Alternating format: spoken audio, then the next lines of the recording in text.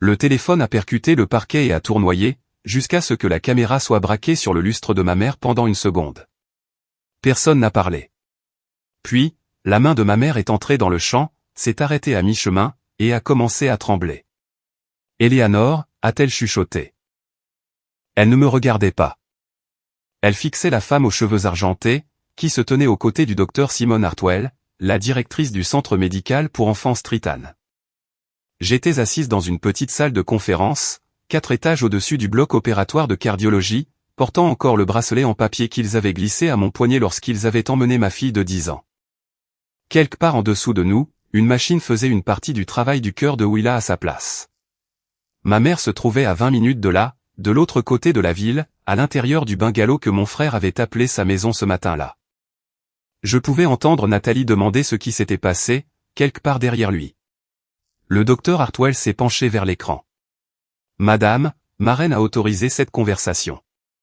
Madame Reine a une question avant de rencontrer son avocat demain. » Mon frère est apparu à l'écran. « Pourquoi ma reine est-elle là ?» Eleanor n'a pas élevé la voix. « Je veux savoir pourquoi la mère, dont l'histoire de la fille m'a convaincu de vous donner la maison de mon fils, est assise toute seule, pendant que cet enfant subit une opération à cœur ouvert. » 6 heures plus tôt, Willa m'avait serré les doigts et m'avait chuchoté, « Est-ce que je peux voir tout le monde une dernière fois ?» J'avais envoyé un texto à toute la famille. Personne n'était venu. Restez avec moi, car, avant midi, j'ai découvert que la maison pour laquelle mon frère prévoyait de signer n'avait pas été obtenue avec de l'argent. Elle avait été obtenue grâce à une histoire sur le cœur de ma fille, une histoire qu'aucune de nous n'avait jamais accepté de raconter. Avant que je ne vous ramène à ce matin-là, dites-moi d'où vous m'écoutez, et si vous pensez que la famille devrait avoir à mériter le droit d'être présente dans les moments les plus difficiles d'un enfant. Restez avec moi pour découvrir ce que ma mère avait fait, et abonnez-vous à la chaîne pour ne pas manquer la suite de l'histoire de Willa. À 5h30 ce matin-là, les portes automatiques de Streatham se sont ouvertes avec un doux soupir mécanique. L'air froid a roulé sur mes chevilles, transportant cette odeur forte de désinfectant et de café brûlé. La main de Willa semblait petite et moite dans la mienne, mais elle marchait à mes côtés sans ralentir, son sac à dos bleu en forme de pieuvre rebondissant contre sa chemise d'hôpital pliée à l'intérieur. Elle avait nommé la pieuvre Oliver quand elle avait 6 ans, car, selon elle, avoir 8 bras signifiait qu'il pouvait porter 8 inquiétudes différentes à la fois. Ce matin-là, elle m'avait obligé à le porter. Je ne lui ai pas fait remarquer ce que cela signifiait. À l'accueil, la femme derrière le bureau a attaché un bracelet blanc autour du poignet de Willa, et un autre autour du mien. Willa a examiné le sien comme s'il s'agissait d'un billet qu'elle pourrait rendre. « Ça jure avec tout ce que je possède », a-t-elle dit. La blague était pour moi. J'ai souri, parce qu'elle avait besoin que ça marche. À 6h15, nous étions en salle de préparation, sous des lumières trop vives pour cette heure-là. L'anesthésiste a écouté les poumons de Willa, pendant qu'un interne en cardiologie passait en revue le plan une dernière fois. Willa était née avec une tétralogie de Fallot, et avait subi sa première réparation avant même de pouvoir s'en souvenir. Des années de pression avaient provoqué une grave fuite de sa valve pulmonaire, et le côté droit de son cœur avait commencé à s'élargir. L'interne a expliqué que son anatomie n'était pas adaptée à une valve par cathéter, les chirurgiens devaient donc rouvrir sa poitrine et remplacer la valve directement. Il a dit que l'équipe s'attendait à un bon résultat. Il a aussi prononcé les mots « circulation extracorporelle »,« soins intensifs »,« respirateur » et « saignement possible ». Willa a arrêté de faire des blagues. Je connaissais ce regard.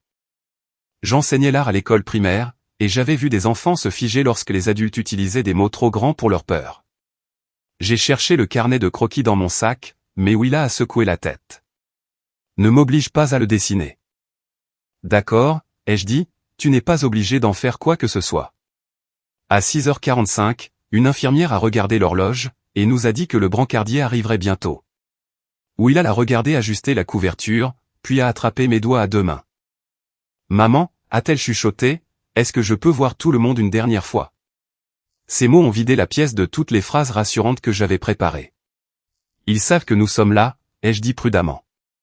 Je vais leur envoyer un autre message. J'ai ouvert la discussion de groupe familial. 3 semaines plus tôt, j'avais publié la date, l'heure d'arrivée, l'heure de l'opération, le numéro de l'étage et les consignes pour les visiteurs. Ma mère avait réagi avec un cœur rouge. Wesley avait répondu qu'il déplacerait ses rendez-vous. Mon pouce tremblait encore pendant que je tapais, elle est terrifiée et veut vous voir.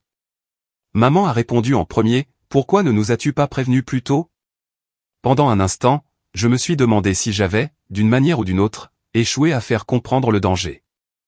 Puis, j'ai fait défiler l'écran vers le haut, et j'ai vu mon message d'origine, la date, et le cœur rouge de maman juste en dessous. Je ne savais pas pourquoi elle prétendait que l'information était nouvelle. Je savais seulement que c'était faux. La réponse de Wesley est apparue ensuite, très occupée à signer pour ma maison demain. Willa ne pouvait pas voir l'écran, mais elle a lu mon visage. Est-ce que l'oncle Oa vient? Il dit qu'il est très pris ce matin. Elle a regardé vers les portes de l'ascenseur. Et grand-mère? J'ai verrouillé mon téléphone. Pas encore. À chaque fois que l'ascenseur sonnait, Willa levait la tête. À chaque fois qu'une infirmière, une autre famille ou un livreur en sortait, elle regardait de nouveau le plafond, et faisait semblant de n'avoir jamais bougé. À 7h20, une jeune femme est entrée, accompagnée d'une spécialiste certifiée du milieu de l'enfant. Elle s'est présentée sous le nom d'Aubrey, une stagiaire, et a demandé à Willa si elle voulait qu'on l'aide à comprendre l'équipement, ou si elle préférait que tout le monde arrête de lui expliquer les choses. La deuxième option, a dit Willa immédiatement. Aubrey a hoché la tête, comme si c'était la réponse médicalement la plus importante qu'elle ait entendue de toute la matinée. Elle a pris une feuille d'autocollant de surveillance, et les a disposées comme des médailles sur la couverture. Ce sont les badges officiels de l'équipage du capitaine Bip. Il est extrêmement qualifié, et émotionnellement instable. Willa a essayé de ne pas sourire. Aubrey a placé un autocollant de travers sur la pieuvre en peluche, et a baissé la voix. Celui-ci est chargé d'appuyer sur des boutons au hasard, et de rejeter la faute sur les adultes. Le rire s'est échappé de Willa avant qu'elle ne puisse l'arrêter. Il était petit et haletant, mais il a changé tout son visage. Pendant ces quelques secondes, elle n'était plus une patiente cardiaque attendant qu'on me l'enlève, elle était une enfant de 10 ans, amusée par une pieuvre mal décorée. Aubrey a regardé Willa une seconde de plus que la blague ne l'exigeait. Quelque chose ressemblant à de la reconnaissance a traversé son visage, puis a disparu. Elle n'a posé aucune question. Elle a seulement dit à Willa qu'elle laisserait le capitaine Bip en charge, jusqu'à l'arrivée de la vraie équipe. À 7h40, le brancardier est arrivé.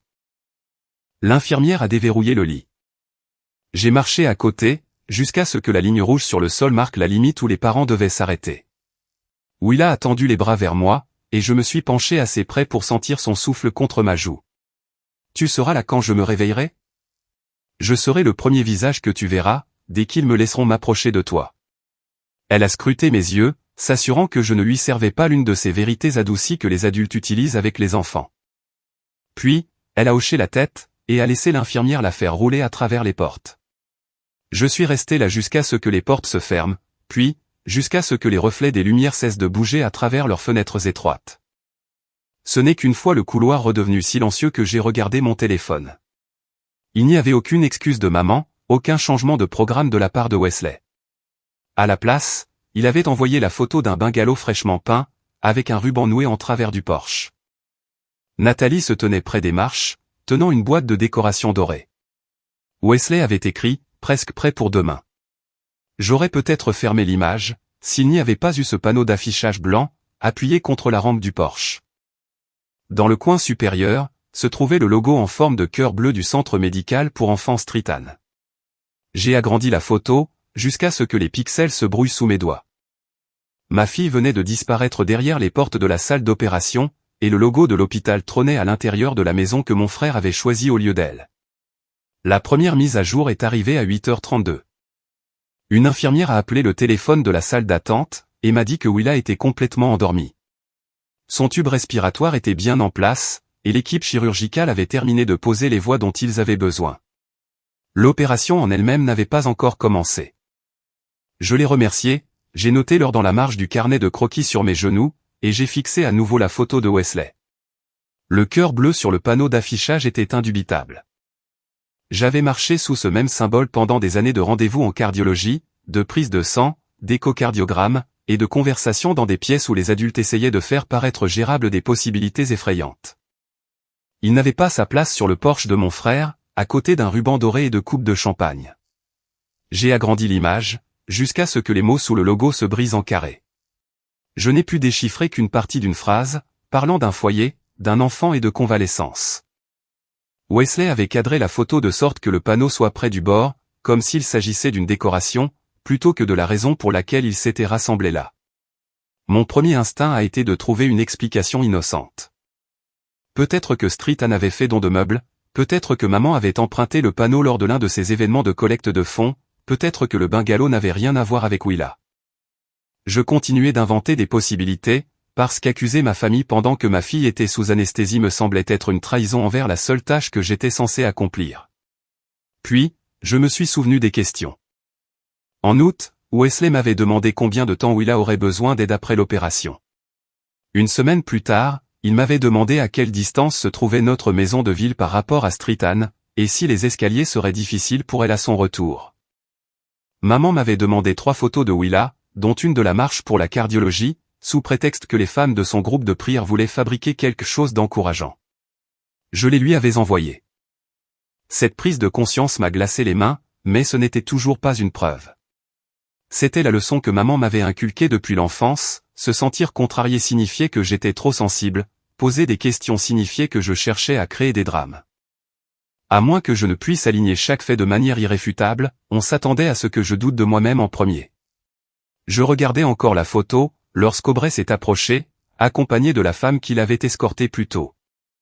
Aubrey ne portait plus d'autocollant de surveillance, ni de blague sur le capitaine Bip. Sa superviseuse s'est présentée sous le nom de Dana Pierce, spécialiste certifiée du milieu de l'enfant, puis a demandé si elle pouvait s'asseoir avec moi. Aubrey a croisé les mains sur ses genoux. Je dois vous expliquer pourquoi j'ai regardé Willa si longtemps ce matin. Je l'ai reconnue, mais je ne voulais rien dire devant elle, avant d'avoir parlé à Dana. Mon estomac s'est noué. Reconnu d'où? D'un petit déjeuner de donateur en septembre, a-t-elle dit. Il y avait une brochure à chaque place. La photo de Willa était sur la couverture. Pendant un instant, la salle d'attente a semblé basculer sous moi. J'ai demandé quel genre de brochure c'était, et Aubrey a secoué la tête, avant que je ne puisse la prendre pour quelqu'un ayant des réponses qu'elle n'avait pas. Je n'en ai pas ramené chez moi, et je n'ai jamais accédé au dossier de Willa, a-t-elle dit. Je n'ai vu que ce qui était sur la table. Ça décrivait un projet de logement familial, et disait que son oncle n'avait jamais manqué un seul de ses traitements. J'ai baissé les yeux vers le message de Wesley, très occupé à signer pour ma maison demain. Dana a parlé prudemment. Aubrey m'a signalé le conflit après avoir quitté la salle de préparation. Nous avons contacté le service de la vie privée des patients, car la brochure a peut-être utilisé le nom et l'image d'un patient, à côté du logo de l'hôpital. Nous n'avons pas contacté votre famille. Et nous n'avons partagé aucune information médicale. Elle a demandé l'autorisation de photographier l'écran de mon téléphone, y compris la discussion de groupe et l'image du bungalow, afin que l'équipe de protection de la vie privée puisse comparer le logo et le texte avec ce qui avait été distribué. Remettre des messages contenant la peur de Willa et le refus de ma famille donnait l'impression d'élargir la blessure. Puis, je me suis souvenu de Willa, regardant l'ascenseur à chaque fois qu'il s'ouvrait. Vous pouvez photographier ces messages, ai-je dit. Rien de plus. Dana a documenté mon autorisation avant de prendre les photos. Aubrey s'est excusée, bien qu'elle n'ait rien fait de mal. Je lui ai dit que le rire qu'elle avait offert à Willa ce matin la comptait plus qu'elle ne le pensait. Une deuxième mise à jour est arrivée à 8h51. L'anesthésie restait stable, et l'infirmière m'a rappelé que de longues périodes sans nouvelles étaient normales.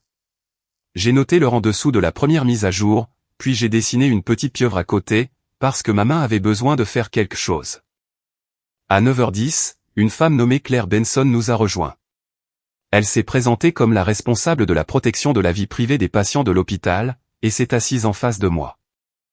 Avez-vous donné à Céleste ou à Wesley l'autorisation d'utiliser l'image de Willa dans des documents de collecte de fonds, a-t-elle demandé. Non. Avez-vous signé une quelconque autorisation de diffusion pour une campagne de logement? J'ai signé des autorisations pour la marche annuelle de cardiologie de Street Ann il y a 2 ans. Rien n'impliquant une maison, et rien ne donnant à ma famille la permission de créer ses propres documents. Claire m'a demandé si maman avait obtenu les photos directement de moi. Je lui ai parlé du groupe de prière, et lui ai montré le message d'origine. Elle n'a accusé maman de rien, elle a seulement confirmé la date, et m'a demandé de ne pas supprimer la conversation. Ensuite, elle a posé une page imprimée sur la table. La majeure partie était masquée, car l'équipe de protection de la vie privée était encore en train de déterminer ce qui pouvait être partagé. Un nom restait visible, Eleanor Wren.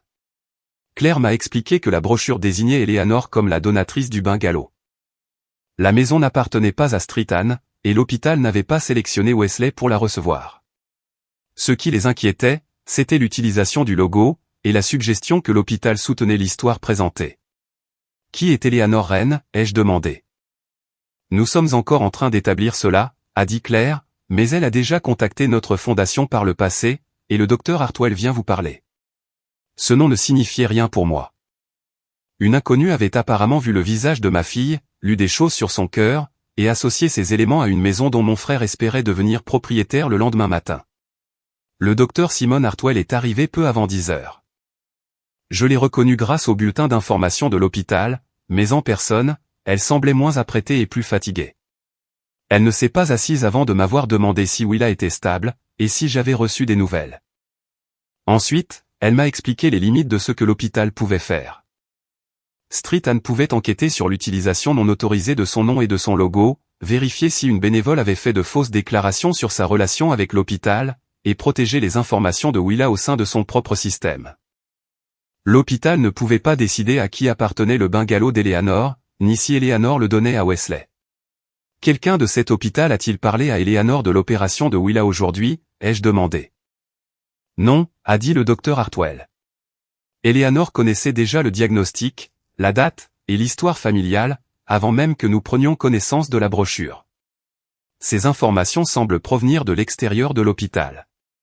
Ces mots ont pesé lourdement entre nous. Maman n'avait pas oublié l'opération.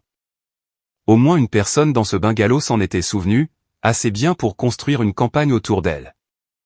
Le docteur Hartwell a déclaré qu'Eleanor avait seulement été informée que des questions avaient été soulevées au sujet de la brochure, et que le parent légal de l'enfant n'en avait pas autorisé l'utilisation. Eleanor avait demandé à me rencontrer, avant de voir son avocat le lendemain matin.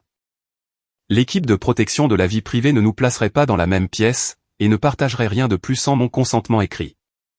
J'ai pensé à Willa, sous les lampes chirurgicales, et j'ai détesté qu'une autre décision soit placée entre mes mains. Je pouvais refuser et leur dire de retirer les photos, mais si je refusais, maman continuerait de raconter l'histoire à ma place.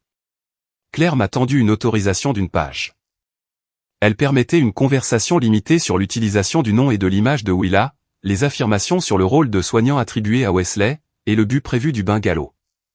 Elle n'autorisait personne à discuter des détails chirurgicaux, du pronostic, ou du dossier médical de Willa. J'ai lu chaque ligne 2 fois avant de signer. Le docteur Hartwell a pris la page et s'est levé. Madame Wren est en route pour venir ici, en ce moment même.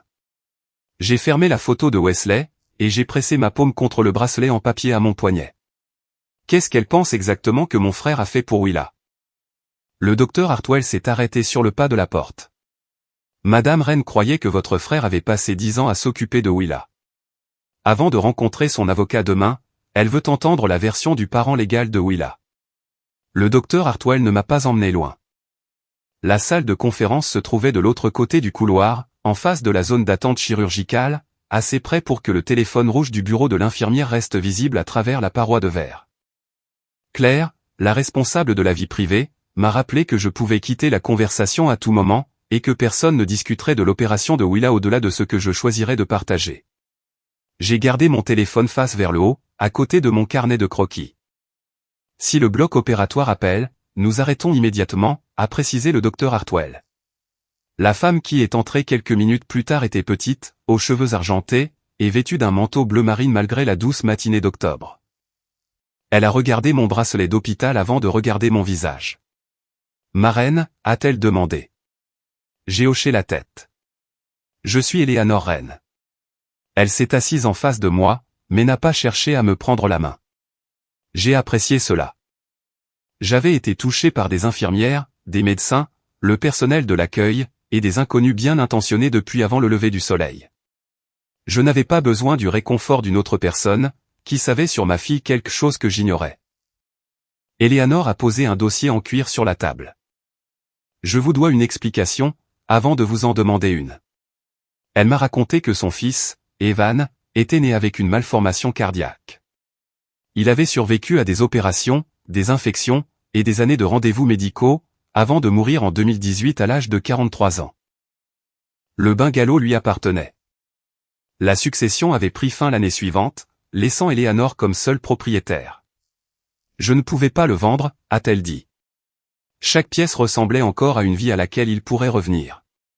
Sa voix n'a pas tremblé, mais ses doigts se sont crispés sur le dossier. Elle a expliqué qu'elle avait finalement décidé de donner la maison à une famille élevant un enfant atteint d'une cardiopathie congénitale. Pas par l'intermédiaire de Street Anne, et pas via un programme hospitalier. C'était un don privé, bien qu'elle ait rencontré la plupart des personnes impliquées lors d'événements caritatifs liés à la communauté hospitalière. Mon avocat a préparé un acte de propriété au nom de votre frère, a-t-elle dit. Le rendez-vous pour le relire et le signer était prévu pour demain matin. A-t-il signé quoi que ce soit? Non. Moi non plus. L'acte n'a pas été notarié ni enregistré. La réponse aurait dû me soulager. Au lieu de cela, j'ai eu l'impression que le sol se dérobait sous ma chaise. Wesley l'avait appelé, sa maison, avant même que la femme qui la possédait ne l'ait cédée. Eleanor a poursuivi prudemment. On m'a dit que Wesley mettrait le bungalow à votre disposition, à vous et à Willa, pendant au moins 2 ans. Assez longtemps pour l'opération, la rééducation, les soins de suivi, et toute procédure supplémentaire. Je l'ai dévisagé. Je ne déménage pas. Les mots sont sortis plus sèchement que je ne le voulais, mais je ne les ai pas repris. Mon école est à 25 minutes de notre maison de ville. Le cardiologue, le kinésithérapeute et le médecin traitant de Willa sont tous liés à l'endroit où nous vivons actuellement. Sa chambre est au rez-de-chaussée. Parce que nous avions déjà tout prévu pour sa convalescence. Personne ne m'a demandé de déménager. L'expression d'Eleanor a changé. Ce n'était pas encore de la colère, c'était le regard de quelqu'un réalisant qu'un plan avait été dessiné pour une maison qui n'existait pas. Céleste a dit que vous résisteriez au début, a-t-elle déclaré. Elle a dit que vous étiez fier, et que vous n'aimiez pas accepter de l'aide. Ma mère appelle ça de la fierté, à chaque fois que je prends une décision sans elle. Eleanor a regardé vers le docteur Hartwell, puis de nouveau vers moi. Elle a aussi dit que la maison devait être une surprise après l'opération. J'ai failli rire, mais rien dans cette pièce ne prêtait à sourire. Ma fille a réclamé sa grand-mère ce matin. Si maman voulait nous faire une surprise, elle aurait pu commencer par franchir les portes de la salle de préparation. Le téléphone rouge a sonné dans la salle d'attente. J'étais debout avant la fin de la première sonnerie. Une infirmière m'a donné de brèves nouvelles. La poitrine de Willa avait été ouverte en toute sécurité, et l'équipe chirurgicale poursuivait la dissection minutieuse à travers le tissu cicatriciel de sa précédente opération.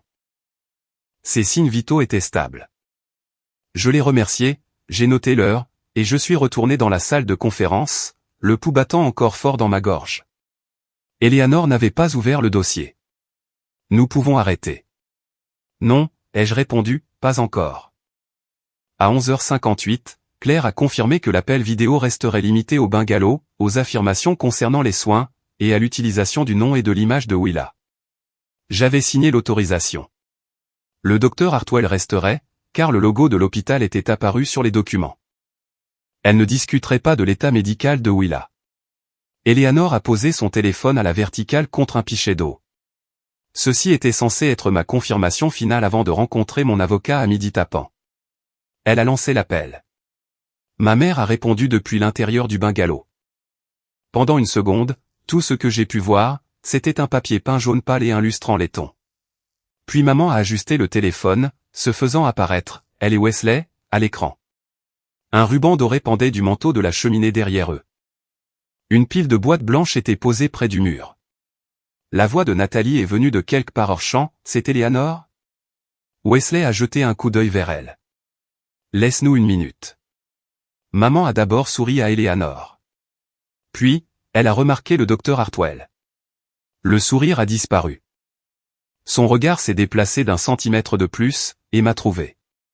Le téléphone a percuté le parquet et a tournoyé, jusqu'à ce que la caméra soit braquée sur le lustre.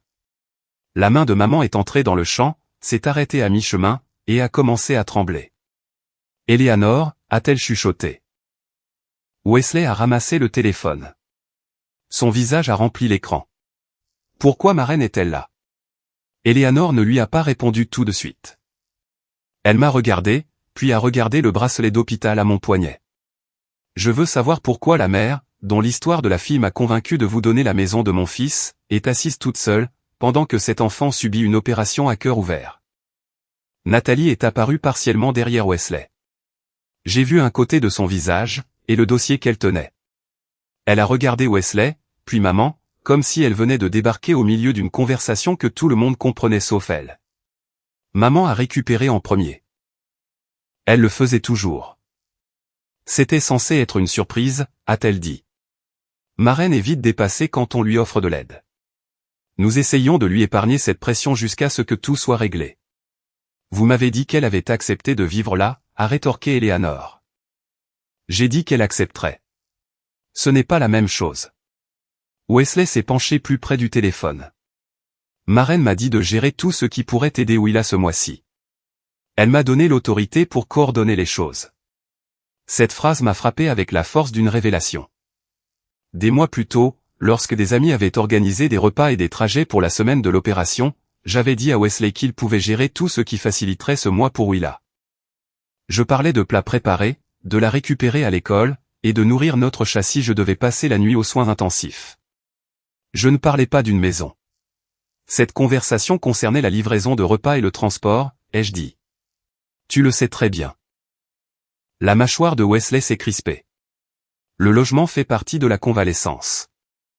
Pas quand la mère de la patiente n'en a jamais entendu parler. Maman s'est placée à côté de lui. Tu rends les choses horribles parce que tu es émotive. Nous voulions t'offrir quelque chose. Non, l'a coupé Eleanor.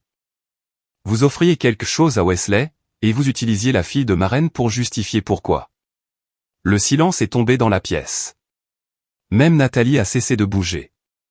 Eleanor s'est avancée et a mis fin à l'appel, avant que maman ne puisse remodeler ce silence en une nouvelle explication. Elle a immédiatement appelé son avocat et a annulé le rendez-vous du lendemain matin. Elle n'a pas dit que la maison n'irait jamais à Wesley, elle a dit qu'aucun acte ne serait signé avant que chaque déclaration n'ait été vérifiée. Une fois l'appel terminé, Eleanor a enfin ouvert le dossier en cuir.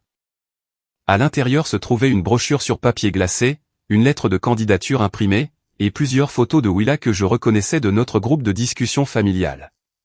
Sur la couverture de la brochure, ma fille souriait sous le logo du cœur bleu de Streetan. Eleanor a poussé les documents vers moi.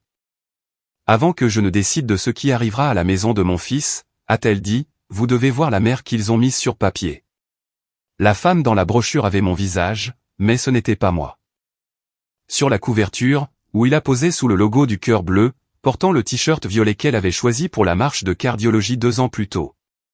Son sourire était réel, mais tout ce qui l'entourait avait été arrangé pour que ce sourire appartienne à l'histoire de quelqu'un d'autre. La première page qualifiait Wesley de « présence constante derrière chaque rendez-vous, chaque procédure et chaque nuit difficile ». Il y était écrit qu'il avait réorganisé sa carrière autour des besoins médicaux de Willa, et qu'il était devenu la structure qui manquait à notre foyer chaque fois que la peur me submergeait. J'ai lu la phrase 2 fois. Wesley avait assisté à un seul rendez-vous de cardiologie en 10 ans. Il était venu parce que maman avait besoin qu'on la ramène chez elle après un examen de la vue dans le même bâtiment. Il avait passé la majeure partie du rendez-vous à répondre à des emails professionnels dans le couloir, puis était parti avant que le médecin n'ait fini d'expliquer les résultats des tests de Willa.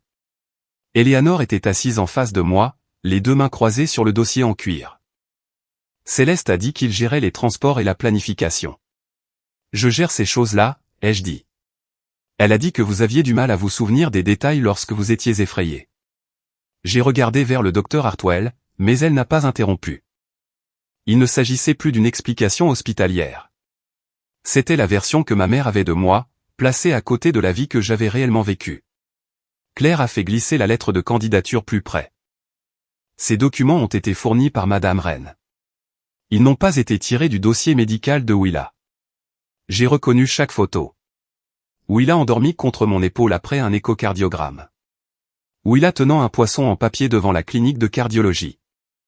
Willa dans un lit d'hôpital à 7 ans, ses cheveux emmêlés autour de la tubulure d'oxygène après une infection respiratoire. J'avais envoyé ces photos au groupe familial parce que maman disait que les proches demandaient comment allait Willa. Elle avait supprimé mes légendes, et les avait remplacées par des descriptions de Wesley, restant proche à travers chaque crise. Sous la photo de l'hôpital, la brochure disait « quand Maren ne pouvait plus gérer la peur, Wesley restait aux côtés de Willa jusqu'au matin. Il n'avait pas été dans la chambre cette nuit-là. J'étais resté éveillé dans un fauteuil en vinyle, pendant que le niveau d'oxygène de Willa montait et descendait. À 3 heures du matin, je lui avais tressé les cheveux, parce qu'elle disait que les nœuds lui faisaient mal contre l'oreiller. Wesley m'avait envoyé un emoji pouce en l'air, quand j'avais annoncé à la famille que sa respiration s'était stabilisée. J'ai placé mon doigt sous la légende. Qui a écrit ça? Céleste a soumis le récit, a répondu Eleanor. Wesley a approuvé la brochure finale. Ces mots ne m'ont pas fait pleurer.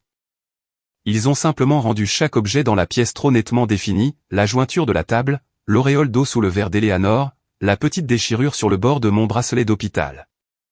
Maman n'avait pas mal compris une histoire que j'avais racontée. Elle avait pris des morceaux de ma vie, m'en avait retiré du centre, et les avait reconstruits autour de mon frère.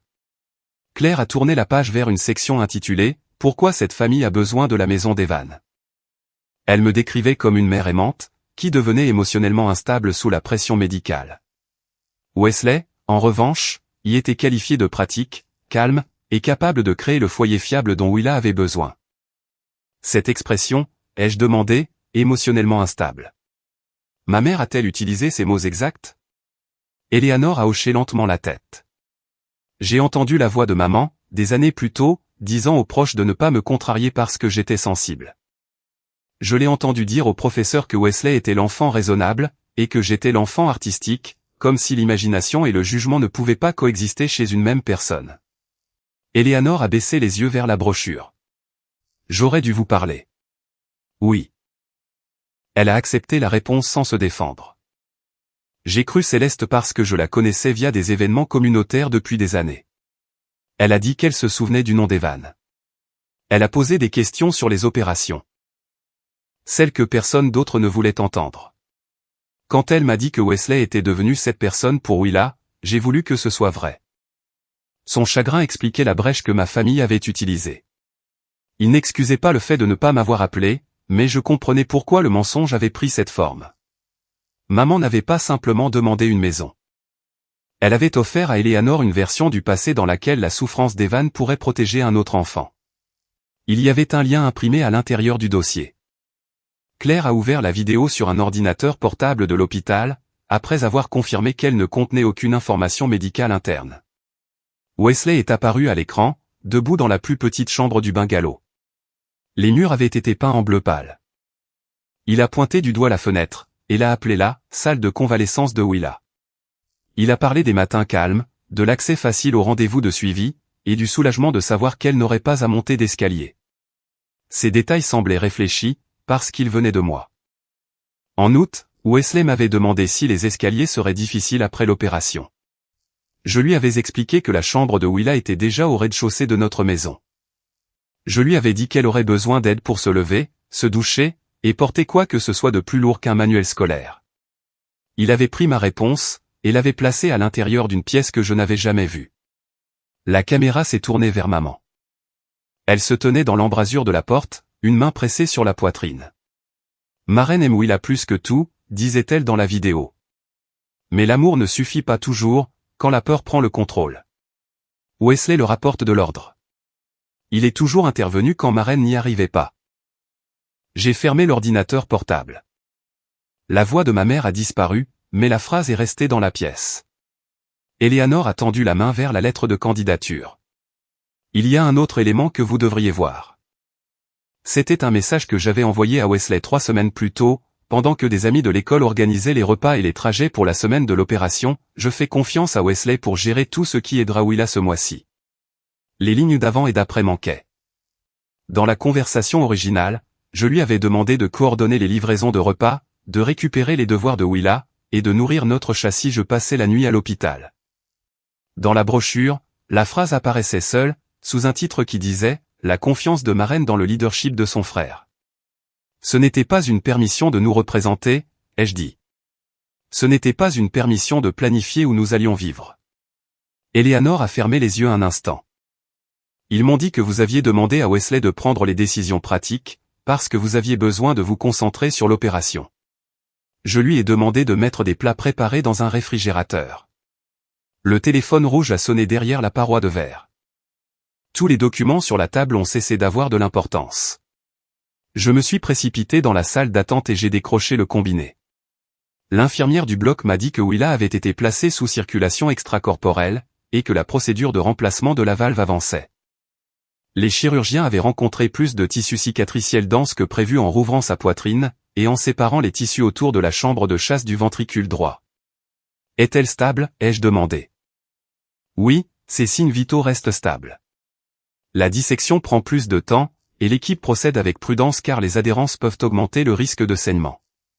J'ai noté chaque mot, car écrire m'empêchait d'imaginer ce qu'elle n'avait pas dit. Quand je suis revenu, Eleanor commençait à rassembler les photos. Laissez-les, ai-je dit. Elle s'est arrêtée. J'ai besoin de tout savoir. Ensuite, j'exige que chaque exemplaire soit retiré. Claire a déclaré que la conformité de la fondation aiderait à identifier où le logo de l'hôpital avait été utilisé, et quels documents avaient circulé par le biais d'événements affiliés. Elle a gardé ses explications brèves, pas de promesse de punir qui que ce soit, pas de langage conçu pour me faire croire qu'un processus pourrait réparer ce qui s'était passé. J'ai tourné la dernière page de la lettre de candidature de Céleste. Le paragraphe décrivait Willa comme une enfant courageuse qui avait besoin de stabilité après l'opération. Ensuite, il me décrivait comme l'obstacle à cette stabilité.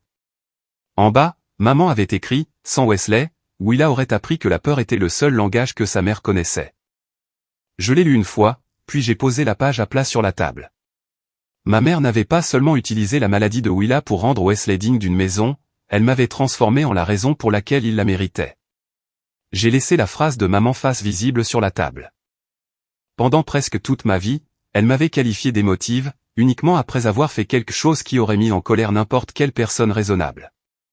Ce mot n'expliquait jamais mon comportement, il excusait le sien. Le voir imprimé dans une lettre de candidature rendait ce schéma plus difficile à rejeter comme un simple malentendu familial. Eleanor s'est tournée vers les fichiers restants. Il y a une version plus longue de la vidéo. La brochure n'en a utilisé que quelques extraits.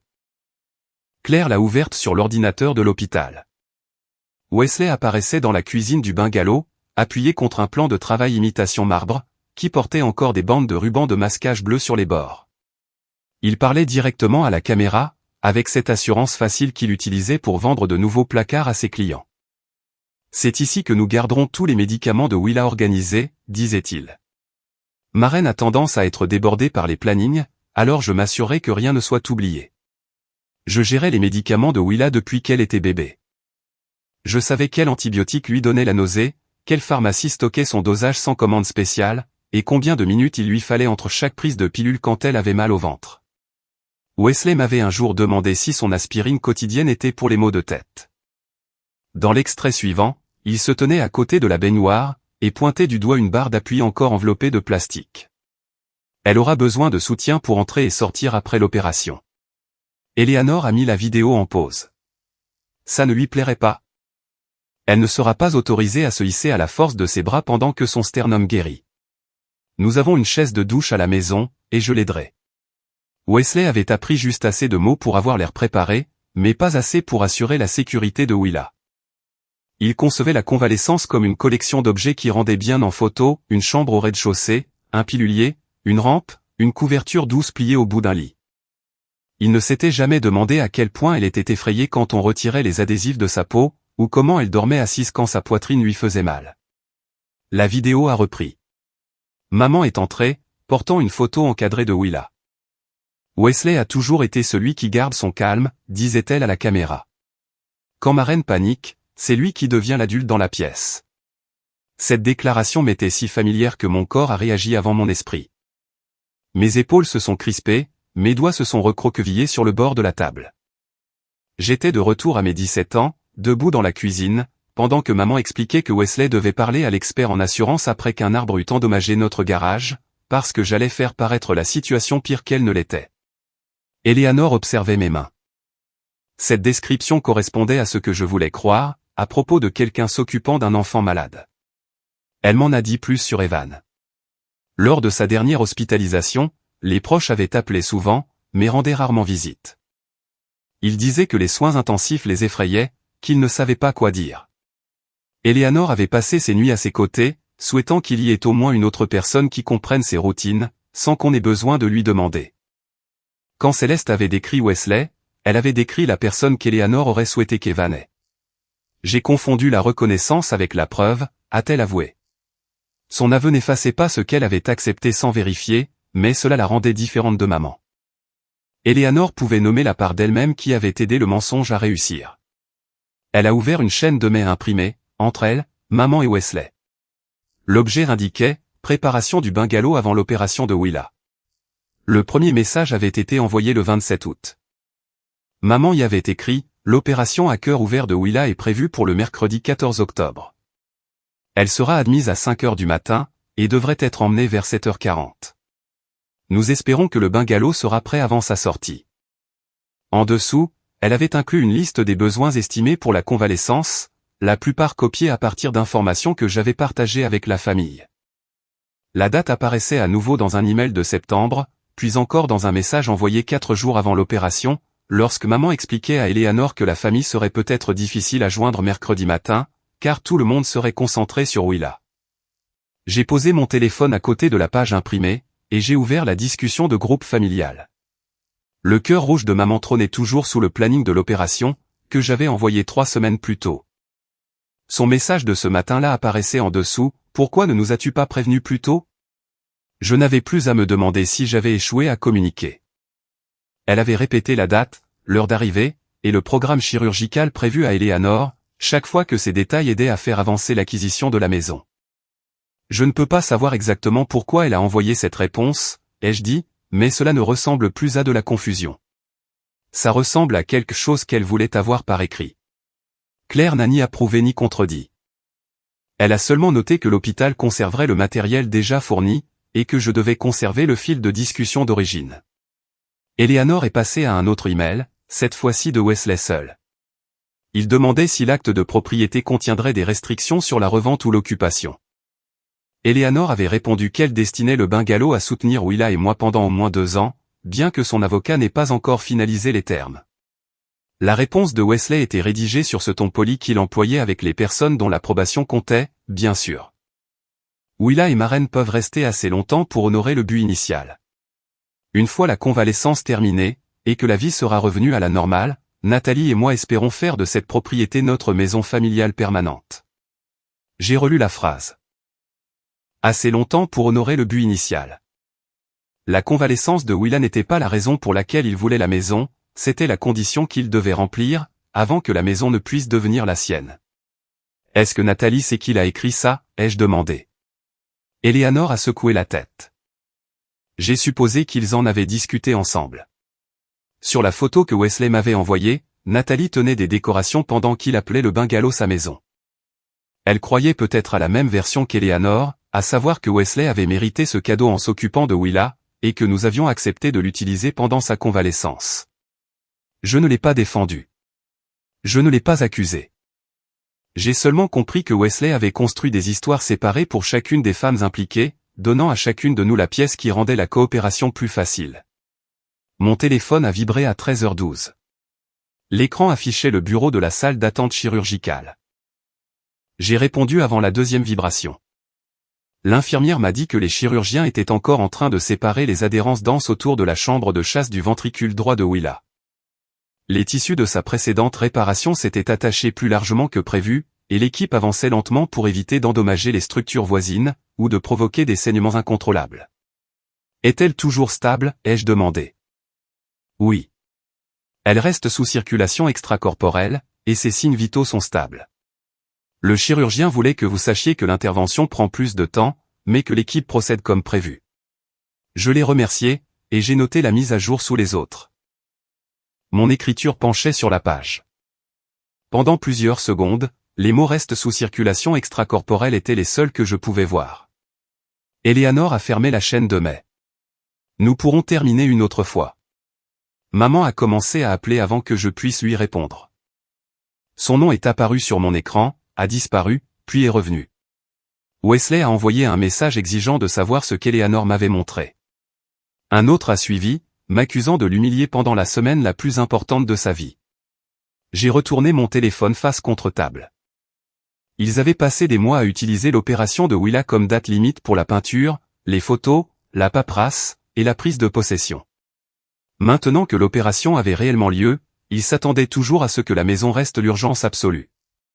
J'ai rassemblé la brochure, la lettre de candidature et les emails imprimés en une seule pile. Plus d'appels à propos du bungalow aujourd'hui. Plus d'explications, plus de confrontations, et plus de décisions sur qui mérite quoi. Claire a hoché la tête. Le docteur Hartwell avait déjà pris du recul, laissant les équipes de la vie privée et de la fondation gérer le rôle limité de l'hôpital. Eleanor a regardé vers le téléphone de la salle d'attente. De quoi avez-vous besoin de ma part? J'ai besoin que tout le monde se souvienne que ma fille est toujours en salle d'opération. J'ai plié la première page sur l'email de Wesley, et j'ai repoussé toute la pile. Tant que Willa n'est pas sortie de cette salle, la maison n'existe pas. Une fois que j'ai repoussé les documents, le docteur Hartwell a traité ma décision comme définitive. Elle a dit à Claire de transférer les questions concernant la brochure, la vidéo et le logo, à la conformité de la fondation et à la protection de la vie privée, puis de retourner au travail qu'elle était censée faire à l'intérieur de l'hôpital. Nous allons conserver ce qui a déjà été fourni, a dit Claire. Personne n'a besoin d'une autre réponse de votre part aujourd'hui. Pour la première fois depuis qu'Eleanor était entrée dans la salle d'attente, le bungalow a cessé d'occuper toutes les surfaces autour de moi. Les papiers étaient enfermés dans son dossier en cuir. Les messages de Wesley restaient sans réponse. Le nom de maman a clignoté sur mon téléphone 2 fois de plus, puis sais-tu quand j'ai activé le mode ne pas déranger. Eleanor est restée assise en face de moi. Elle avait l'air de vouloir s'excuser encore, mais je ne pouvais pas porter sa culpabilité, alors que j'attendais de savoir si le cœur de ma fille avait recommencé à battre de lui-même. Vous pouvez rentrer chez vous, lui ai-je dit, ou vous pouvez vous asseoir ici tranquillement. Mais je ne peux pas continuer à expliquer ce qu'ils ont fait, ni vous consoler de les avoir crus. Elle a accepté cela sans protester. Je vais m'asseoir tranquillement. Aubrey est revenue peu après 14 heures, une feuille de dessin contre la poitrine. Elle avait dessiné Oliver, la pieuvre en peluche de Willa, portant les 8 autocollants de surveillance, et opérant une machine de dessin animé étiquetée Capitaine Bip. Une tentacule tenait une clé à molette, une autre pointait d'un air accusateur une rangée de boutons. J'ai pensé qu'elle pourrait le vouloir quand elle se réveillera, a dit Aubrey. Le dessin ne demandait pas à Willa d'être courageuse, reconnaissante, ou d'être une source d'inspiration. Il était simplement assez ridicule pour lui appartenir. Je l'ai glissé soigneusement dans mon carnet de croquis pour que le papier ne se plie pas et Eleanor m'a regardé fermer la couverture. J'aurais dû vous appeler avant de laisser mon avocat préparer quoi que ce soit. Oui, ai-je répondu. Je me disais que je protégeais la surprise. Vous protégiez la version de l'histoire qui rendait le cadeau certain. Elle a baissé les yeux. Vous avez raison. Une partie de moi voulait dire que j'aurais dû le remarquer plus tôt. Que j'aurais dû remettre en question les demandes de photos de maman. Que j'aurais dû me demander pourquoi Wesley se souciait soudainement des escaliers, du stockage des médicaments, et du temps de convalescence. Cette pensée s'est formée automatiquement, parce que le blâme m'a toujours semblé plus sûr quand je le dirigeais contre moi-même. Si j'avais manqué un avertissement, alors peut-être que je pourrais prévenir la prochaine trahison en devenant plus alerte, plus précise, moins émotive. Je me suis arrêté avant de le dire à voix haute. J'avais partagé des photos avec ma mère, parce que les grands-parents demandent des photos de leurs petits-enfants. J'avais répondu aux questions de mon frère, parce que je croyais qu'il voulait aider sa nièce.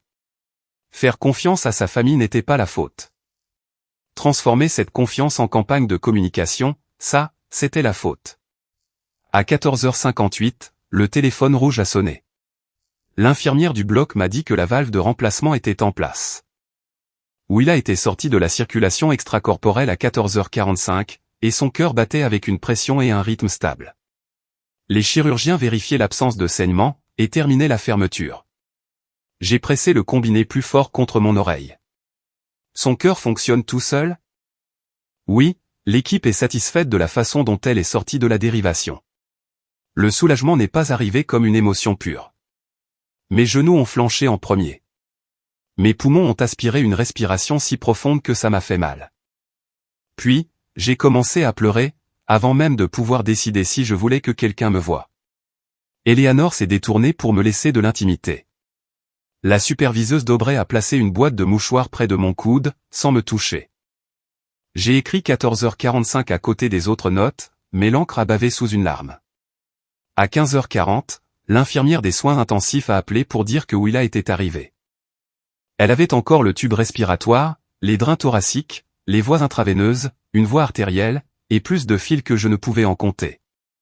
Dès l'explication, l'infirmière m'avait prévenu que le gonflement, la peau pâle, et le bruit du respirateur pouvaient être effrayants.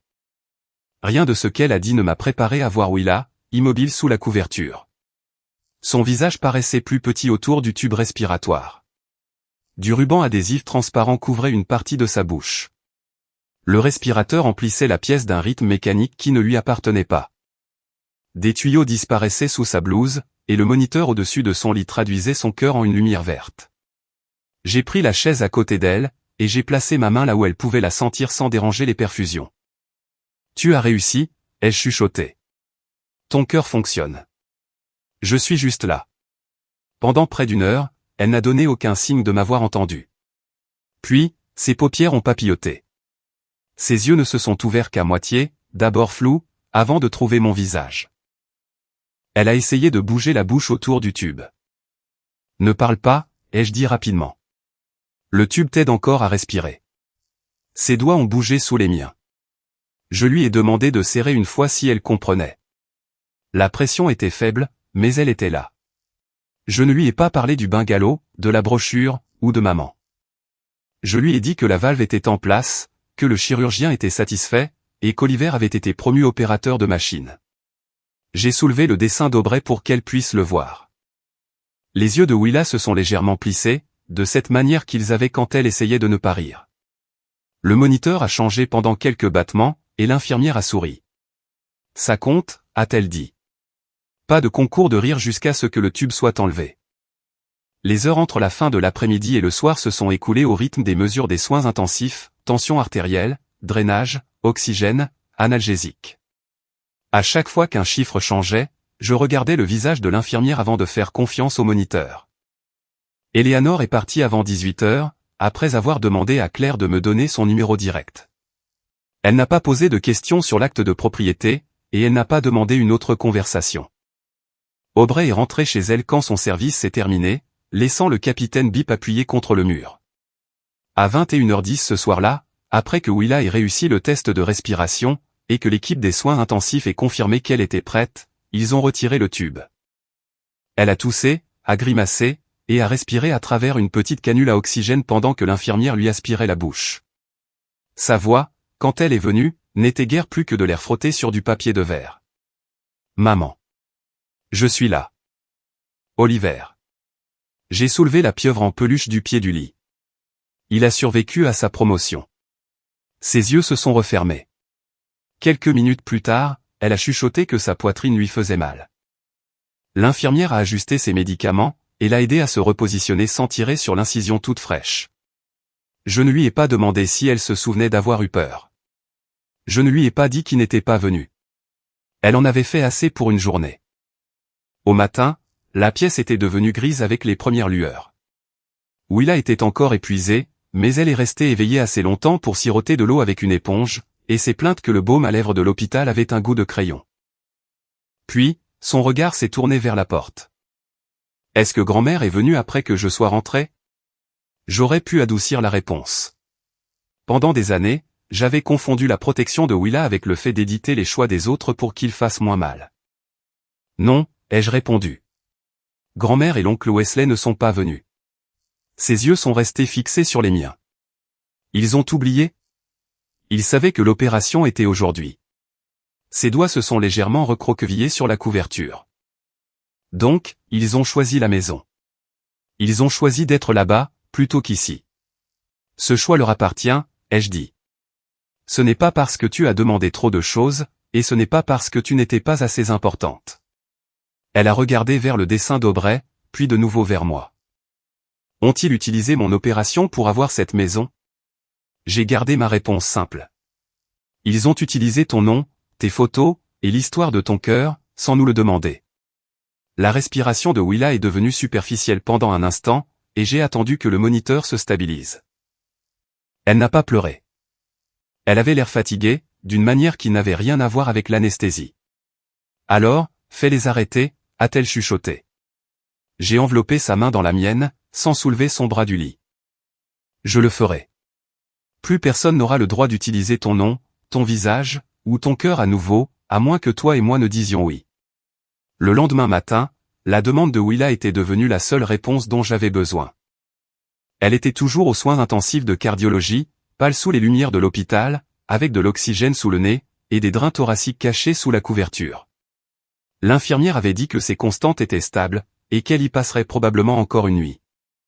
Willa avait dormi par courtes périodes, se réveillant chaque fois que la douleur ou les moniteurs la ramenaient à la réalité.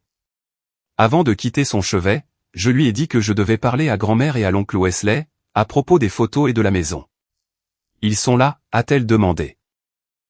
Non. C'est un appel vidéo. Elle a regardé vers le dessin du capitaine Bip, scotché à côté du moniteur. Ne les laisse pas dire que je la voulais. Je ne le ferai pas.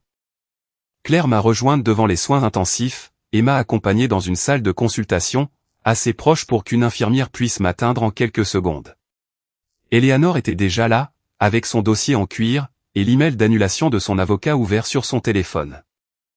L'acte n'avait jamais été signé ni notarié, et le rendez-vous avait été retiré du calendrier de l'avocat. Claire a rappelé les limites de l'appel. Nous pouvions discuter du bungalow, des affirmations concernant les soins, et de l'utilisation non autorisée du nom de Willa, des photos, et du logo de Streetan. Personne ne discuterait de l'état de Willa au-delà du fait qu'elle était hospitalisée, à moins que je ne choisisse d'en dire plus. Je n'ai pas besoin qu'ils comprennent l'opération, ai-je dit. J'ai besoin qu'ils arrêtent de s'en servir. À 10 heures, Eleanor a appelé le bungalow. Nathalie a répondu. Elle était toujours là, portant le pull de la veille, bien que les décorations dorées aient disparu du manteau de la cheminée derrière elle. Elle a dit que Wesley et maman étaient dans la cuisine, et a porté le téléphone vers eux, sans demander pourquoi Eleanor voulait que tout le monde soit présent. Maman était assise à la table, les mains enroulées autour d'une tasse de café.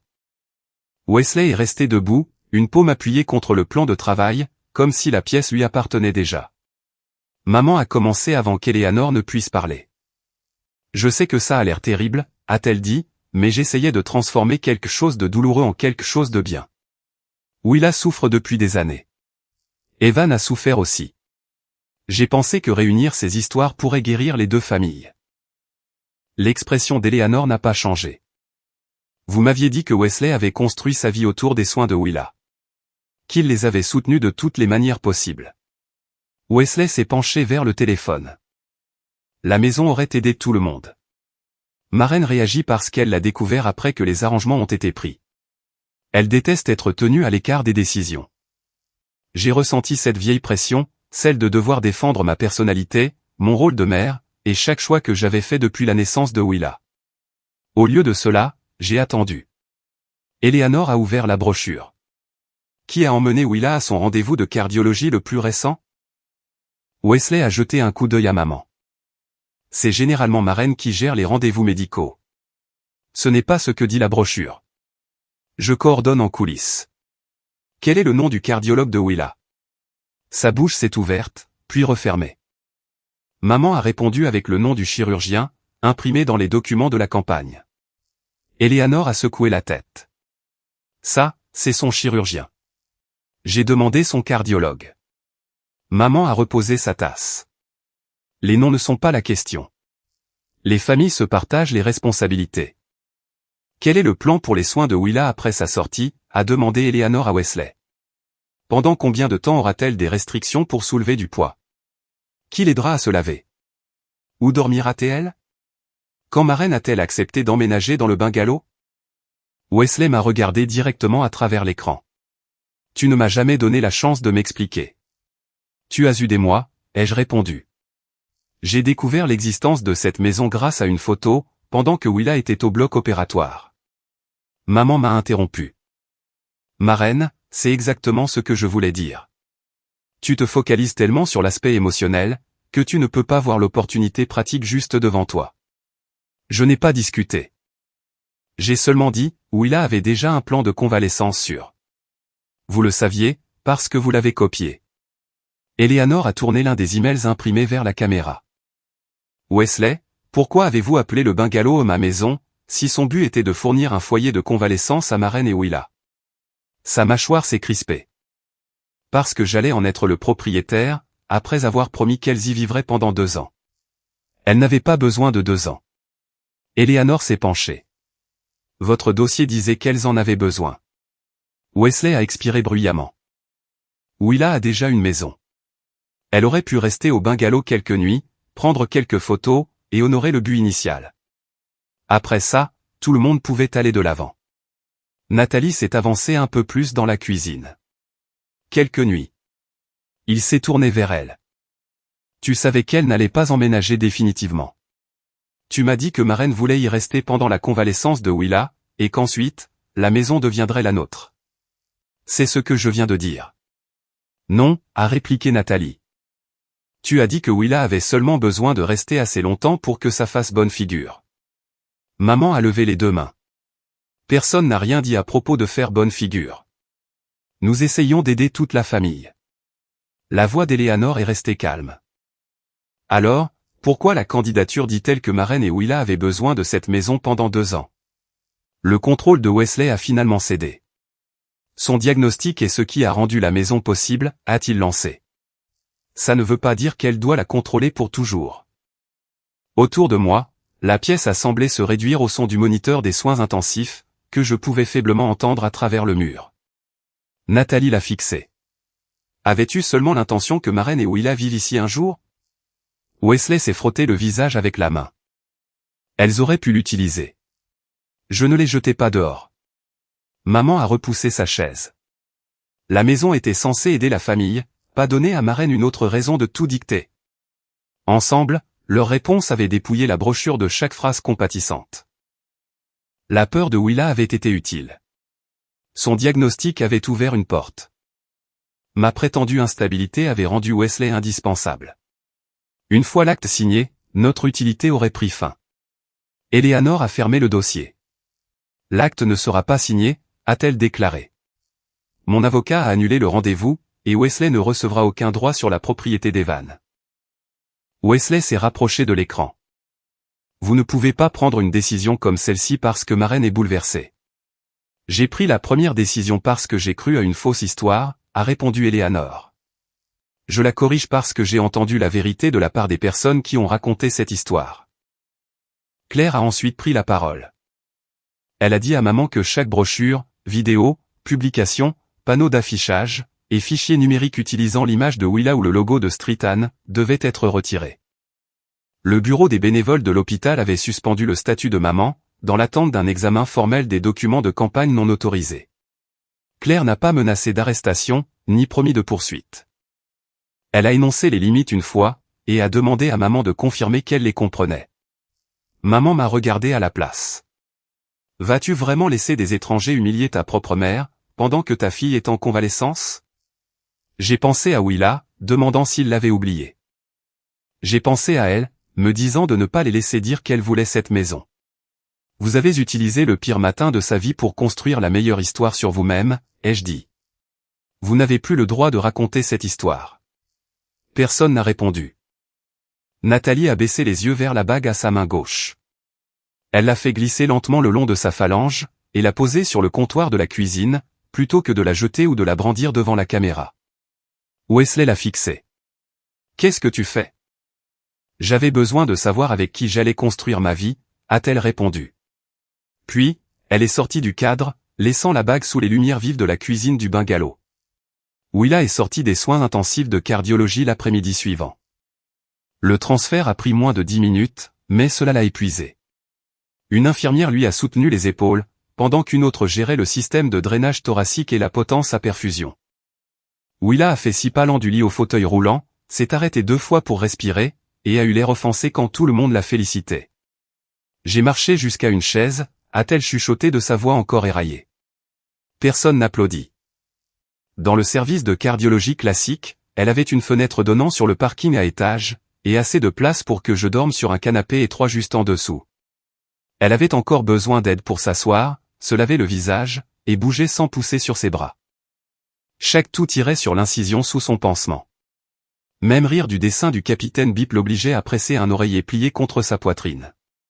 La maison aurait dû devenir hors de propos après qu'Eleanor eut annulé le rendez-vous pour l'acte de propriété. Au lieu de cela, maman a porté le conflit sur la place publique. Sa publication est apparue ce soir-là. Elle n'a mentionné ni le diagnostic de Willa, ni l'hôpital, ni le bungalow, ni Wesley par leur nom. Elle a écrit avoir passé des mois à aider à créer un cadeau de guérison pour une famille en crise, seulement pour voir ce cadeau détruit par le ressentiment, la suspicion, et des désaccords privés qui n'auraient jamais dû quitter le cercle familial. Le langage était suffisamment vague pour la protéger de toute accusation de mensonge direct, mais aussi suffisamment précis pour que les membres de son cercle de bénévoles sachent qu'elle parlait de moi. Le premier message est venu d'une femme que je reconnaissais de l'un des déjeuners caritatifs de maman. Votre mère a fait plus pour les familles que la plupart des gens ne le feront jamais. Quoi qu'il se soit passé, la gratitude ne vous coûterait rien. Une autre personne a écrit que le chagrin rendait les gens imparfaits, et qu'humilier une femme âgée pour un malentendu était cruel. Une troisième a dit que la famille devait parfois prendre des décisions pratiques, lorsqu'une mère était trop émotive pour voir ce qui était le mieux pour son enfant. Cette dernière phrase m'a montré jusqu'où la version de maman avait voyagé. J'ai ouvert une page vierge, et j'ai commencé à écrire. J'ai décrit mon arrivée à l'hôpital avant le lever du soleil. J'ai copié le message de maman prétendant qu'elle ignorait que l'opération avait lieu ce matin-là. J'ai expliqué les photos, la brochure, le bungalow, le plan de convalescence, et la phrase qui avait transformé le diagnostic de Willa en qualification de Wesley pour obtenir une maison. Au moment où j'ai terminé, le texte était plus long que certaines des rédactions que je donnais à mes élèves. Je l'ai lu une fois, et j'ai effacé chaque mot. Les personnes qui m'envoyaient des messages ne m'avaient pas demandé ce qui s'était passé. Elles avaient déjà choisi une version qui permettait à maman de rester généreuse, et à moi de rester difficile. M'expliquer auprès d'elles ne ferait que leur donner davantage de morceaux de la vie privée de Willa à examiner. J'ai bloqué les messages, et je suis retourné à son chevet. Willa dormait, une main posée près des tentacules d'Oliver. Son visage avait plus de couleur qu'aux soins intensifs, mais l'épuisement adoucissait encore chacun de ses traits. J'ai compris à ce moment-là que refuser de me disputer n'était pas une capitulation. C'était la première fois que j'arrêtais de considérer l'approbation publique comme un tribunal où j'étais obligé de prouver mon innocence. Claire a appelé le lendemain matin. La conformité de la fondation avait terminé son examen initial de la brochure et des documents d'affichage. Avec mon consentement écrit, Street Anne prévoyait de publier une brève déclaration. Elle indiquerait que son logo et des images d'une patiente pédiatrique étaient apparus dans des documents produits à titre privé, que l'hôpital n'avait pas approuvés. La déclaration ne nommerait ni Willa, ni maman, ni Wesley, ni Eleanor, ni le bungalow. Elle ne discuterait pas de l'opération, ni ne confirmerait que Willa était une patiente actuelle. Elle expliquerait seulement que Street Anne avait demandé le retrait de ses documents, et réexaminer ses politiques de bénévolat. C'est suffisant, ai-je dit. Je ne veux pas que son nom soit utilisé pour corriger la façon dont son nom a été utilisé. Claire m'a aussi dit que le comité d'examen des bénévoles avait suspendu maman pour 1 an. Si elle demandait à réintégrer le programme après cette période, elle devrait suivre une formation sur la protection de la vie privée, le consentement, et l'éthique du récit, avant que le comité n'envisage sa réintégration. Maman ne perdrait pas toute sa vie. Elle aurait toujours ses amis, ses groupes paroissiaux, et toutes les bonnes choses qu'elle avait sincèrement accomplies avant cela. Ce qu'elle perdait, c'était la possibilité de se placer aux côtés de familles vulnérables, et de supposer que ses intentions excusaient la façon dont elles racontaient leurs histoires. La déclaration de l'hôpital a été mise en ligne l'après-midi même. Maman a supprimé sa publication dans l'heure qui a suivi. Nathalie m'a envoyé un email plus tard dans la journée. Le message était court, et provenait de son adresse professionnelle. Elle m'annonçait qu'elle avait rompu les fiançailles. Elle n'avait pas pris cette décision parce qu'Eleanor avait retiré le bungalow. Elle l'avait prise parce qu'elle avait entendu Wesley dire, de sa propre bouche, que le diagnostic de Willa rendait la maison possible, et que quelques nuits de convalescence mises en scène auraient suffi à satisfaire le but du don. Nathalie a admis qu'elle avait cru que Maren et Willa voulaient utiliser la maison pendant la convalescence. Wesley lui avait dit que l'arrangement était temporaire parce que je préférais ma propre maison, et non parce que je n'avais jamais accepté le moindre arrangement. Elle s'est excusée d'avoir décoré le bungalow pendant que Willa était en salle d'opération. J'ai répondu que j'appréciais la vérité. Je n'ai pas demandé ce qui se passerait ensuite entre elle et Wesley. Cette partie de l'histoire lui appartenait. Eleanor est venue à l'hôpital cet après-midi-là, mais n'est pas entrée dans la chambre de Willa. Nous nous sommes retrouvés dans le salon des familles, pendant qu'une infirmière restait avec elle. « Je ne vous donne pas le bungalow, a-t-elle dit. Je n'en ai jamais voulu. Je sais. C'est pourquoi je voulais vous le dire directement. » Elle avait contacté Hartbridge Family Lodging, une organisation à but non lucratif qui gérait déjà 2 maisons de convalescence meublées près de Streatham, pour les familles qui vivaient trop loin pour gérer les visites de suivi cardiaque répétées. Hartbridge avait du personnel, une assurance, des politiques d'occupation, et un processus de référencement établi qui ne dépendait pas d'une famille racontant l'histoire la plus convaincante. Eleanor avait l'intention de faire don du bungalow à l'organisation. Elle a pris soin de ne pas le décrire comme étant terminé. Son avocat devrait examiner l'acte. Hartbridge avait besoin d'inspection, de l'approbation de son assurance, d'une planification de l'accessibilité, et de financement pour les rénovations. Leur directeur estimait que le processus prendrait au moins 4 mois avant qu'ils ne puissent même envisager d'y placer la première famille. Cette maison a porté le nom d'Evan dans mon esprit pendant des années, a dit Eleanor. J'ai essayé de choisir une famille qui pourrait donner un sens à sa vie. Je comprends maintenant que je demandais à la souffrance d'un étranger de résoudre mon chagrin. J'ai regardé par la fenêtre du salon, vers le service de cardiologie. Qui aura-t-il sur le panneau? Maison Hartbridge. À moins que leur conseil d'administration ne choisisse autre chose. Pas de photo de Willa, pas de nom, pas de brochure sur son opération, et pas de cérémonie construite autour de ce qui s'est passé ici. Eleanor a hoché la tête. Cela sera inscrit dans mes instructions. Elle ne m'a pas demandé d'assister à une inauguration, ni de poser sur le porche. Pour la première fois depuis que le bungalow était entré dans ma vie, son avenir n'exigeait pas que Willa joue la gratitude. Wesley a appelé après le départ d'Eleanor. J'ai failli laisser sonner jusqu'au répondeur, mais Willa dormait, et je ne voulais pas de surprise arrivant au bureau de l'hôpital. « Tu as obtenu ce que tu voulais ?» a-t-il dit dès que j'ai répondu. Nathalie est partie, la maison est perdue. Maman a été suspendue de la seule chose qui donnait un sens à sa vie. Je t'avais demandé d'arrêter d'utiliser Willa. Tu aurais pu gérer ça en privé. Nous avons essayé en privé. Tu as menti en privé. Il m'a accusé de monter Eleanor contre lui, et de laisser l'hôpital traiter maman comme une criminelle. Je lui ai rappelé qu'il n'y avait eu ni police, ni arrestation, ni procès. Eleanor avait simplement choisi de ne pas lui donner sa propriété, et Streatham avait appliqué ses propres règles. Tu as détruit mon avenir pour une brochure, a-t-il lancé. J'ai attendu qu'il mentionne Willa. Il s'est plaint de l'annulation du rendez-vous chez le notaire, de la bague de Nathalie, de l'argent qu'il avait dépensé pour préparer le bungalow, et de l'humiliation de devoir expliquer à ses clients pourquoi ses projets de mariage avaient changé. Quand il a finalement fait une pause, j'ai demandé, « Sais-tu si Willa est toujours aux soins intensifs ?» Le silence a répondu en premier. Puis il a dit, « J'ai supposé qu'elle allait bien, sinon tu nous l'aurais dit. » Elle a été transférée dans le service de cardiologie hier. Elle a encore des drains thoraciques. Elle a besoin d'aide pour s'asseoir. Tu m'as appelé 3 fois à propos de la maison, et tu n'as pas posé la question une seule fois. Sa voix s'est durcie. C'est pour ça que les conversations téléphoniques avec toi ne mènent nulle part.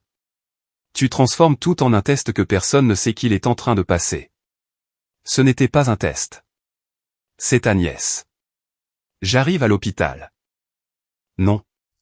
Nous devons régler ça comme des adultes. Il n'y a rien à régler à son chevet. Je serai là cet après-midi, a-t-il dit. Soit tu me parles calmement, soit j'expliquerai tout à Willa moi-même. L'appel a été coupé avant que je ne puisse répondre. J'ai regardé à travers la vitre de la porte de Willa. Elle était réveillée maintenant, regardant le moniteur tracer chaque battement de ce cœur que ma famille avait traité comme une clé. Je suis allé au poste de soins, et j'ai demandé le bureau de la sécurité de l'hôpital. L'agent de sécurité est arrivé au service de cardiologie avant Wesley. J'ai donné à l'infirmière en chef son nom, celui de maman, et une photo récente de chacun d'eux depuis mon téléphone. J'ai expliqué qu'aucune de ces 2 personnes n'avait la permission d'entrer dans la chambre de Willa, ou de recevoir des informations sur son état. L'infirmière a ajouté la restriction à la liste des visiteurs, puis m'a rappelé que je pouvais la modifier à tout moment. Willa regardait depuis son lit pendant que je signais le formulaire. Ses drains thoraciques avaient été retirés ce matin-là, mais se tenir droite l'épuisait encore, et chaque toux l'obligeait à serrer un oreiller en forme de cœur contre son incision. Elle n'a pas demandé quel nom j'avais écrit. Elle a seulement dit que les flocons d'avoine de l'hôpital ressemblaient à quelque chose que le capitaine Bip avait déjà mangé. À 13h30, l'accueil a appelé pour me dire que Wesley était en bas. J'ai demandé à l'infirmière de rester près de Willa, puis j'ai pris l'ascenseur jusqu'au hall. Wesley se tenait à côté du bureau de sécurité, tenant un sac cadeau couvert de cœurs de dessins animés. Le papier de soie portait encore une étiquette de prix de pharmacie, et le sac était rempli à ras-bord, le coin d'un ours en peluche pressant contre le côté. Il l'a soulevé quand il m'a vu. Je lui ai apporté quelque chose. Tu ne montes pas, sa bouche s'est pincée. J'ai fait tout le trajet jusqu'ici. Ça ne change pas la liste des visiteurs. Des gens circulaient autour de nous avec des tasses de café, des dossiers de sortie, et des sacs de voyage. Wesley les a regardés avant de baisser la voix. Tu as prouvé ce que tu voulais, ma reine. La maison est perdue. Nathalie est partie. Maman a été humiliée publiquement. Que veux-tu de plus? Je veux que tu arrêtes de traiter Willa comme la raison pour laquelle ta vie a mal tourné. Il m'a regardé comme si ma phrase était injuste. Je n'ai jamais dit ça. Tu as dit que son diagnostic avait rendu la maison possible. C'était un fait, pas une insulte. Il a posé le sac cadeau sur une chaise du hall. Sais-tu depuis combien de temps je travaille sans avoir rien de permanent? Chaque année où j'ai économisé, les prix ont augmenté. À chaque fois que je m'en approchais, quelque chose arrivait. Pendant ce temps, chaque décision familiale tournait autour des rendez-vous de Willa. Des opérations de Willa, de la convalescence de Willa. Ces mots venaient trop facilement pour avoir été inventés cet après-midi-là. Il a dit que maman annulait les vacances quand Willa était malade. Qu'elle lui demandait de changer ses plans parce que j'avais besoin d'aide. Que des proches faisaient des dons aux marches de cardiologie, apportaient des repas chez moi, et me félicitaient d'être forte. Quand Wesley luttait, a-t-il dit, tout le monde supposait qu'il résoudrait le problème lui-même, parce qu'il était le plus compétent. Pour la première fois, j'ai compris le ressentiment qui se cachait derrière la brochure. Wesley ne croyait pas avoir volé quelque chose à Willa. Il croyait que sa maladie lui avait pris des années d'attention, et que le bungalow était une compensation. Le comprendre ne le rendait pas moins grave. Tu étais un adulte quand la plupart de ces choses se sont produites, ai-je dit. Elle était une enfant avec une maladie cardiaque. Ça ne veut pas dire que le reste d'entre nous n'avait plus de besoin. Non. Ça veut dire qu'elle n'a pas causé les tiens. Il s'est frotté le visage des deux mains, puis a jeté un coup d'œil vers les ascenseurs. Dis à Eleanor que j'ai aidé. Tout n'était pas faux dans cette brochure. J'ai récupéré des médicaments une fois. J'ai conduit maman à l'un des rendez-vous de Willa. J'ai organisé le planning des repas. Tu as transféré un email de mon collègue. Je l'ai quand même fait. Tu veux des félicitations maintenant parce que tu penses que quelques faveurs devraient te faire gagner une maison. Je veux que tu dises la vérité. Je me suis rapproché, gardant la voix basse. Quel est le nom du cardiologue de Willa? Son expression a changé avant de répondre. Je ne mémorise pas chaque médecin. Quel médicament prend-elle tous les matins? Ce n'est pas pertinent. Que se passe-t-il si elle lève les deux bras au-dessus de sa tête pendant que son sternum guérit? À quelle fréquence aura-t-elle besoin d'imagerie de suivi? Quel signe m'indique que je dois appeler le chirurgien au lieu d'attendre le prochain rendez-vous? Il a regardé au-delà de moi, vers l'agent de sécurité. Tu sais ces choses parce que tu es sa mère, et tu as dit à Eleanor que tu avais passé 10 ans à faire mon travail. Il a ramassé le sac cadeau. Au moins, donne-lui ça. Non. Tu ne peux pas débarquer avec un ours en peluche après avoir raté l'opération, et appeler ça prendre soin d'elle. Son visage s'est durci. Tu l'as puni parce que tu es en colère contre moi. J'empêche un adulte, qui a menacé d'expliquer une dispute familiale à une enfant de 10 ans se remettant d'une opération à cœur ouvert, d'entrer dans sa chambre. Je ne lui ferai jamais de mal. Tu as déjà utilisé sa peur pour obtenir quelque chose que tu voulais. Tu as simplement décidé que ça ne comptait pas. L'agent de sécurité s'est approché quand Wesley a élevé la voix. Wesley a regardé l'uniforme, puis moi. Tu as toujours eu besoin d'un public pour me faire passer pour le méchant. Personne ici ne connaît notre histoire. Ils savent seulement que tu n'as pas la permission de monter. Il a laissé le sac cadeau sur la chaise, et est sorti par les portes automatiques, sans dire au revoir. Je n'ai pas pris le sac avec moi. Maman est arrivée 20 minutes plus tard. Elle portait le gilet qu'elle utilisait pour ses réunions à l'église, et n'apportait aucun cadeau. Son visage semblait fatigué, mais pas hésitant. Elle était venue préparée à me persuader. Ton frère a appelé, a-t-elle dit. La sécurité l'a traité comme une personne dangereuse. La sécurité l'a traité comme un visiteur sans permission. Ma reine, cette famille est en train de s'effondrer. La famille était déjà brisée. La maison l'a juste rendue visible. Elle a pincé les lèvres. J'ai fait une terrible erreur. J'aurais dû demander avant d'utiliser les photos, et je n'aurais pas dû exagérer le rôle de Wesley. Tu as fait plus qu'exagérer. J'essayais de créer quelque chose de bien à partir de la souffrance de Willa. Comprends-tu combien de personnes auraient pu être inspirées par cette maison? Willa n'a accepté d'inspirer personne. Maman a jeté un coup d'œil vers les ascenseurs. Puis-je la voir 5 minutes? Pourquoi? Parce que je suis sa grand-mère. Ça, c'est ta relation. J'ai demandé ta raison. Ses yeux se sont remplis de larmes. Je l'aime.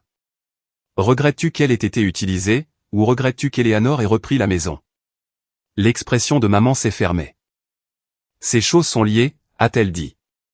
Si Eleanor avait géré ça en privé, nous aurions pu corriger la brochure sans détruire l'avenir de Wesley. Ça ne répondait pas à ma question.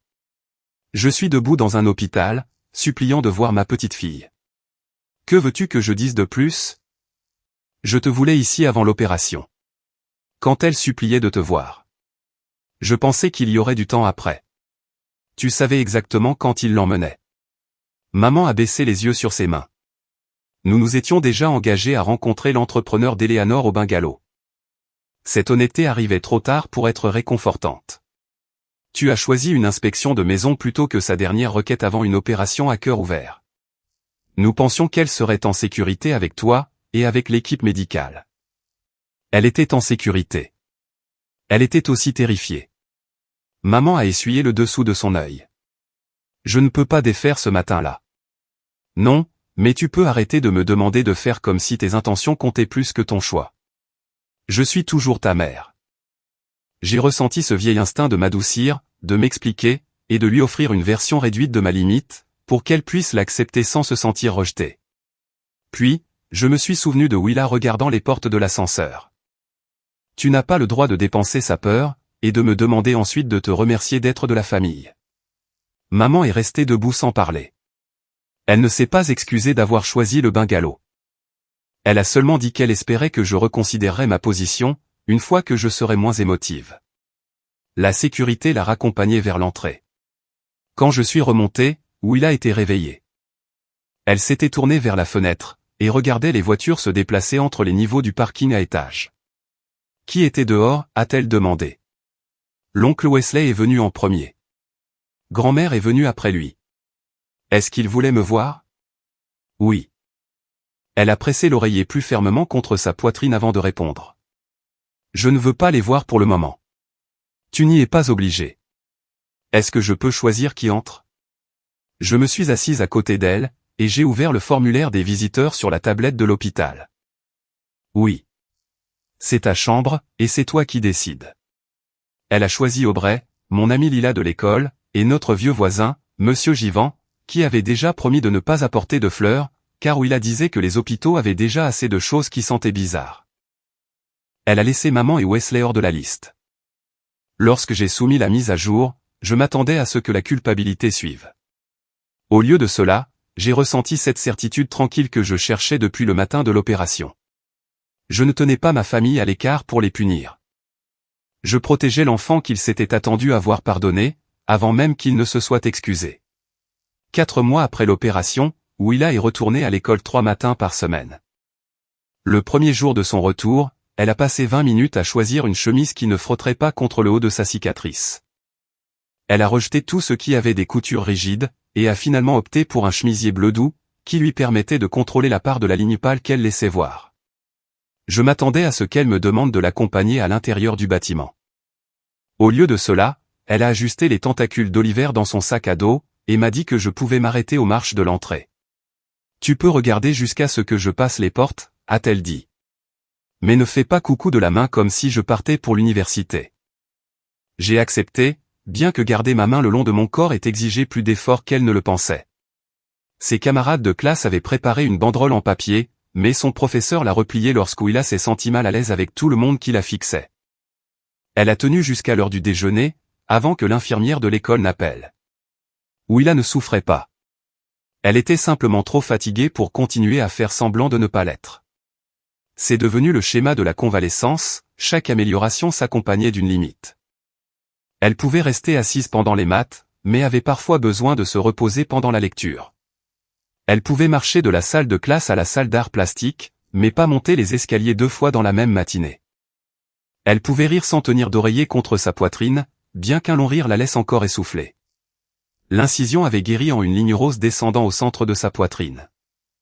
Son cardiologue disait que la nouvelle valve fonctionnait bien, mais guérir un os, reconstruire son endurance, et réapprendre à faire confiance à son corps prendrait plus de temps que n'importe quel document de sortie de l'hôpital ne pouvait l'expliquer. 2 fois par semaine, je la conduisais à la réadaptation cardiaque. Un thérapeute surveillait son rythme cardiaque pendant qu'elle marchait sur un tapis roulant, s'étirait, et pratiquait la respiration contrôlée. Willa détestait le capteur au doigt, et l'appelait la petite balanceuse en plastique. Elle suivait quand même toutes les instructions. L'assurance de mon district scolaire avait couvert la majeure partie des soins hospitaliers après les franchises et les copaiements, et mes congés maladie restants m'avaient permis de réduire mon emploi du temps pendant les premiers mois. Des amis de l'école laissaient des repas sur notre porche, et conduisaient Willa à ses rendez-vous quand je devais enseigner. Leur aide ne ressemblait en rien à la campagne de Wesley. Elle venait sans caméra, sans titre, ou sans promesse que quiconque deviendrait plus méritant parce qu'il avait porté un sac de course. La lettre officielle de Street Anne est arrivée en janvier. Elle confirmait que le comité d'examen des bénévoles avait suspendu maman pour 1 an, parce qu'elle avait utilisé l'image d'une patiente pédiatrique, le logo de l'hôpital, et des documents produits à titre privé sans l'approbation appropriée. Avant de pouvoir demander à revenir, elle devrait suivre une formation sur la protection de la vie privée, le consentement, et l'éthique du récit. La lettre ne la qualifiait pas de mauvaise personne. Elle n'effaçait pas les années où elle avait été bénévole, ni les familles qu'elle avait sincèrement aidées. Elle déclarait simplement que les bonnes intentions ne remplaçaient pas la permission. Je l'ai placée dans le dossier avec les papiers médicaux de Willa, et je n'en ai pas envoyé de copie à maman. Elle avait déjà la sienne. Nous ne nous étions toujours pas réconciliés. Maman a envoyé 2 brefs messages au cours de ces 4 mois. Le premier disait qu'elle espérait que Willa guérissait. Le second disait qu'elle était prête à parler, quand j'arrêterais de voir chaque erreur comme un jugement permanent. Je n'ai répondu qu'au premier. Je lui ai dit que Willa se remettait, et que tout contact futur dépendrait de ce que Willa voudrait, et de la capacité de maman à reconnaître ce qu'elle avait fait sans m'en reprocher les conséquences. Elle n'a pas répondu. Wesley m'a contacté une fois, pour demander si Eleanor pourrait reconsidérer sa décision s'il s'excusait directement. Je lui ai dit que le bungalow n'était plus à moi d'en discuter, et qu'une excuse offerte pour récupérer une propriété n'était pas celle que Willa avait besoin d'entendre. Il avait toujours son travail. Il vivait toujours dans le même appartement en location dont il s'était plaint avant l'opération. Sa vie ne s'était pas effondrée, bien que l'avenir qu'il avait construit autour de la maison d'Eleanor n'existât plus. Cela comptait pour moi. Je n'avais pas besoin qu'il soit en faillite, sans abri, ou ruiné publiquement. J'avais besoin qu'il vive sans la récompense qu'il avait essayé d'obtenir grâce au diagnostic de ma fille.